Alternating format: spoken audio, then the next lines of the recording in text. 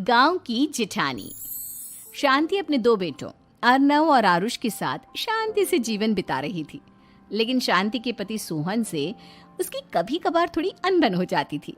एक दिन शांति रोज की तरह सुबह का खाना बना रही थी, तभी दरवाजे की घंटी बजी। घंटी की आवाज सुनकर वो दरवाजे की ओर जाते हुए कहती है, अरे आती हूँ, कौन है, सब्र करो। शांति दरवाजा खोलती है तो देखती है कि उसके जेठ मोहनदास सामने खड़े होते हैं। वो सक पकाकर अपना घूंघट करती है और पैर छूकर कहती है, आइए आइए जेठ जी।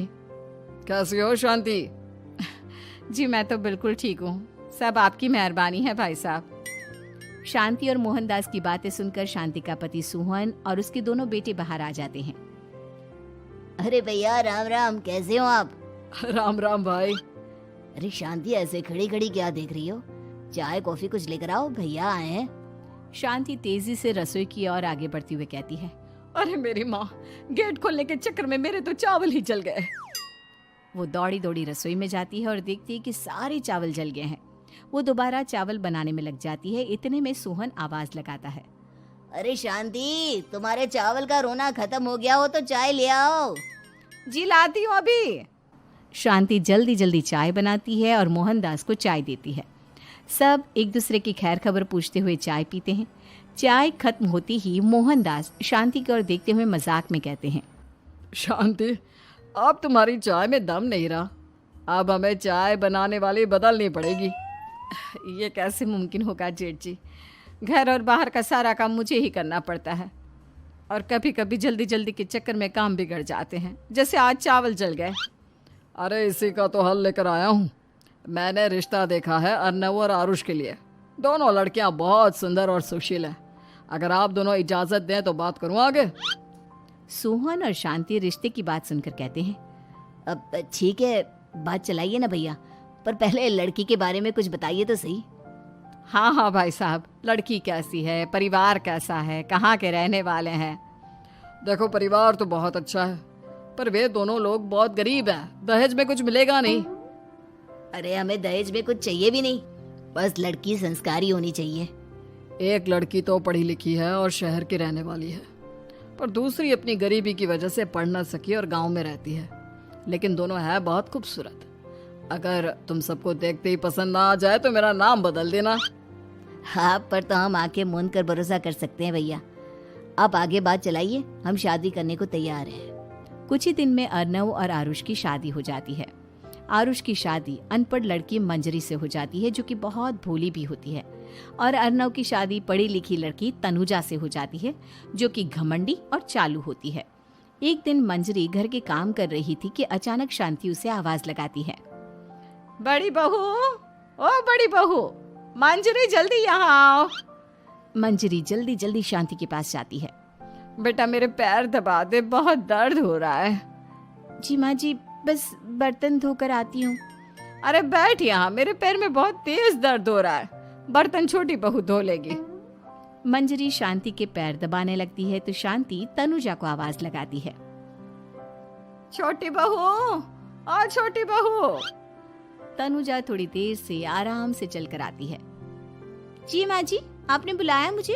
आपको कोई काम था क्या? तू कुछ काम कर रही है या? शांति की बात काटते हुए तनुजा बोलती है, कुछ नहीं माँ, फोन पर अपने घर पर बात कर रही थी। अरे बाद में बात करियो अपने घर वालों से, पहले जाके बर्तन धो ले। तनुजा मुंह बनाते हुए अपनी जिठानी की ओर देखती है और मन ही मन कहती है, ये महारानी वहाँ बैठी है, ये नहीं कि बर्तन धो ले। मैंने इतनी पढ़ाई बर्तन धोने के लिए की थी क्या? तनुजा दांत पीसकर वहां से चली जाती है। अगले दिन सब दफ्तर चले जाते हैं, तभी डाकिया चिट्ठी लाता है। शांति चिट्ठी लेकर मंजरी से कहती है, बड़ी बहू, जरा छोटी बहू को बुलाना, एक चिट्ठी आई है। मेरी तो आंखें कमजोर है तो मुझसे पढ़ा नहीं जाएगा। मंजरी तनुजा के पास जाकर कहती है, तनुजा, तुम्हें माँ जी बुला रही हैं। मुझ पर हुक्म मत चलाओ, काम बताओ काम। अरे मैंने तुम पर कहाँ हुक्म चलाया, और हुक्म चला भी दूंगी तो क्या हुआ, तुम तो मेरी छोटी बहन की तरह हो ना। तुम जैसी अनपढ़, जाहिल और गांव की गवार मेरी बहन नहीं हो सकती। बेचारी मंजरी तनुजा की बात सुनकर अपना सा मुंह लेकर रह गई। कोई चिट्ठी आई है, माँ जी तुमसे पढ़वाना चाहती है, बस इसलिए बुला रही हैं। मुंह टेढ़ा करके तनुजा मंजरी का मजाक बनाती हुए कहती है, अनपढ़ कहीं की। तनुजा का ऐसा बर्ताव देखकर बड़ी बहू बहुत दुखी होती है। तनुजा को अपनी पढ़ाई का घमंड इतना हो गया कि अब वो घर के कोई काम नहीं करती और अपनी जेठानी का मजाक बनाती रहती। तनुजा का ये बर्ताव अब उसकी सास को भी नजर आने लगा था। एक दिन शांति ने अपनी बड़ी बहू से कहा, मंजरी, तनुजा हर समय तुम्हारा मजाक उड़ाती है, तुम्हें गुस्सा नहीं आता क्या? आता तो है माँ जी, लेकिन मैं क्या करूं? जब भी उसे कुछ बोलती हूँ वो और भी जली कटी बातें मुझे सुनाकर चली जाती है। मैं उसे अपनी छोटी बहन की तरह प्यार करती हूँ, लेकिन उसके दिल में मेरे लिए कोई इज्जत नहीं। बहू, तूने वो कहावत सुनी है, जुल्म करने वाले से ज्यादा जुल्म सहने वाला अपराधी होता है। मंजरी अपनी सास का इशारा समझ जाती है। वो अपनी देवरानी को सबक सिखाने की ठान लेती है और एक दिन शांति अपनी दोनों बहुओं के साथ बैठी थी तो शांति अपनी बड़ी बहू से पूछती है, अरे बहू, शाम होने को है, कुछ सोचा है क्या बनेगा खाने में? माँ जी, मेरे तो सर में बहुत दर्द है आज। मेरी प्यारी देवरानी ही कुछ अंग्रेजी खाना बनाकर खिलाएगी। सुना है पढ़े लिखे लोग अंग्रेजी खाना बहुत अच्छा बनाते हैं, क्यों तनुजा? इतना कहकर मंजरी अपनी सास की ओर देखकर मुस्कुरा दी। तनुजा अपनी तारीफ सुनकर बहुत खुश हो गई। इतने में शांति कहती है, ये तो सच बात है छोटी बहू, ये तो मैंने भी सुना है। हम भी पक गए हैं बड़ी बहू के हाथ का खाना खा खा कर। तनुजा, तुम्हारी माँ भी तो तुम्हारे खाने की बहुत तारीफ करती है, आज हमें भी खिला दो कुछ अच्छा सा बनाकर। शांति की बात सुनकर छोटी बहू और आसमान पर चढ़ गई, पर उसे ये कहाँ पता था कि उसकी सास और जेठानी उसे सबक सिखाना चाहती हैं। तनुजा अपनी तारीफ सुनकर खुश तो बहुत होती है, पर सोचने लगती है, मुझे तो कैसा भी खाना बनाना नहीं आता, अब मैं क्या करूंगी? अगर मैंने इनको सच बता दिया तो मेरी सारी इज्जत मिट्टी में मिल जाएगी। अरे छोटी बहू, क्या सोच रही हो? खिलाओगी ना अपने हाथ का अंग्रेजी खाना? छोटी बहू हाँ में सर हिला देती है। अचानक से उसके दिमाग में एक आइडिया आता है, मैं इंटरनेट से देखकर कुछ बना लेती हूँ, मेरी वाहवाही पूरे घर में हो जाएगी। मुझे कौन सा रोज रोज बनाना है। माँ जी, आज आप सबको ऐसा खाना खिलाऊंगी, ऐसा खाना खिलाऊंगी कि।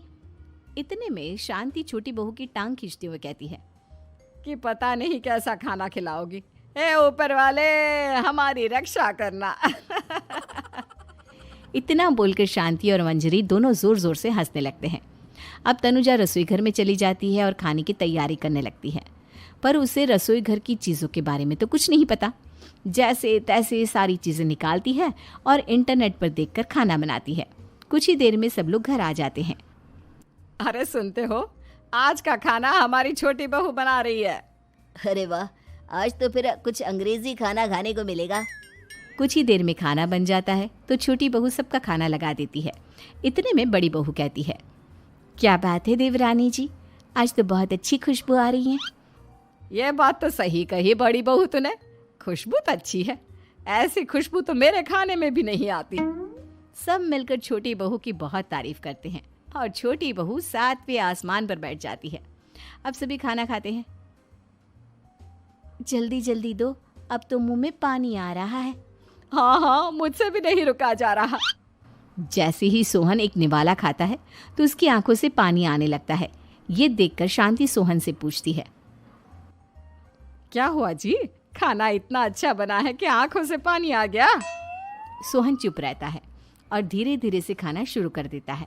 इतने में सोहन छोटी बहू से कहता है, बेटी तुम भी तो खाओ, तुम क्यों रुकी हो, खाना सच में बहुत अच्छा है। ये कहकर सोहन जोर से हंस देता है। फिर सब खाना खाने लगते हैं, लेकिन खाने में नमक और मिर्च तेज हो गई थी। तनुजा से कोई कुछ नहीं बोलता, बल्कि उसे भी खाने को कहते हैं। जैसे ही छोटी बहू खाना खाती है वो पानी पानी कहकर चिल्लाती है, पानी, इसमें तो पानी। ये खाना तो सच में इतना अच्छा बना है कि हमारे साथ साथ देवरानी जी भी इसके स्वाद को कभी नहीं भूल पाएंगी। सही कहा बहू। तनुजा को अपनी गलती का एहसास हुआ और उसने अपनी सास से कहा, माँ जी ये मेरी गलती नहीं है, इंटरनेट पर दिखाया था कि 4 चम्मच नमक और मिर्च डालने हैं। अब मंजरी को भी मौका मिल गया और उसने तनुजा पर तंज कसा। नाच न जाने आंगन टेढ़ा, हर जगह अपनी पढ़ाई दिखाती हो, दूसरों का मजाक उड़ाती हो। अब पता चला ना, हर चीज़ में पढ़ाई काम नहीं आती। और तुम तो शहर में रही हो, तुम्हें तो मुझसे भी अच्छा खाना बनाना आना चाहिए ना। बेटा, अगर तूने ठीक से सब सीखा होता तो आज तुझे शर्मिंदा नहीं होना पड़ता। बात शहर या गांव की नहीं होती। मंजरी गांव से आई है, लेकिन उसे घर का काम करना और खाना बनाना सब अच्छी तरह से आता है। तुम शहर में रही हो, तुमने ये सब क्यों नहीं सीखा? छोटी बहू सर नीचा कर सबसे माफ़ी मांगती है और बहुत शर्मिंदा होती है। दीदी मुझे माफ़ कर दो, मैंने आपको बहुत बुरा भला कहा, पर आपने मुझे हमेशा ही माफ़ किया। आज मुझे अपनी गलती का एहसास हो गया है। अब दोनों बहुएं मिलकर घर का काम करने लगी और एक दूसरे को अपने गुण बांटने लगी। मंजरी ने अपनी देवरानी को खाना बनाना और घर का काम करना सिखाया, वहीं तनुजा ने भी अपनी जिठानी को पढ़ना लिखना सिखाया। शांति और सोहन ऐसी बहुएं पाकर बहुत खुश थे।